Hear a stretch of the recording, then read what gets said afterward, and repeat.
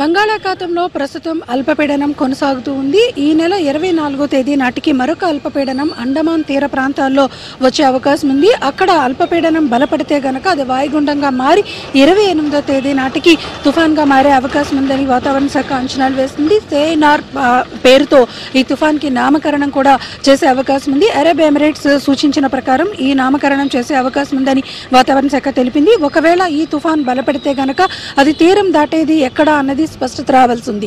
అయితే ప్రస్తుతం తుఫాను ఏర్పడడానికి అనుకూలమైన వాతావరణం ఉన్నట్లుగా వాతావరణ శాఖ సూచనలు చేసింది. కాబట్టి జిల్లా యంత్రాంగాలు అప్రమత్తంగా ఉండాలి. ముఖ్యంగా ఇది దక్షిణ కోస్తా ఆంధ్ర మీద ఎక్కువగా ప్రభావం చూపించే అవకాశం ఉందని వాతావరణ శాఖ అంచనాలు వేస్తుంది.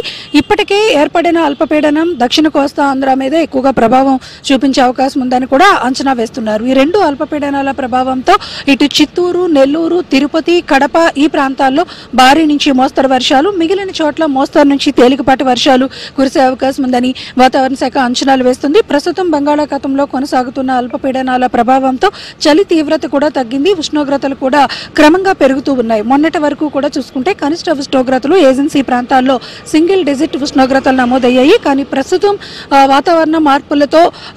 వాతావరణ మార్పులు ఉన్న నేపథ్యంలో ఏదైతే టెంపరేచర్స్ ఇంక్రీజ్ అవుతూ ఉన్నాయి. ప్రస్తుతం చూసుకుంటే గనక అలాగే అల్లూరి జిల్లాతో పాటు ఏజెన్సీ ప్రాంతాలన్నింటిలోని కూడా అరకు, మినుమలూరు, పాడేరు ఈ ప్రాంతాలన్నింటిలోని కూడా ఇటీవల కాలంలో సింగిల్ డిజిట్స్కి వచ్చిన టెంపరేచర్స్ ఇప్పుడు ప్రస్తుతం 13-14 డిగ్రీలకి మళ్ళీ పెరిగాయి. వాతావరణంలో కూడా మార్పులు కనిపిస్తున్నాయి. పొగమంచు కూడా తగ్గింది.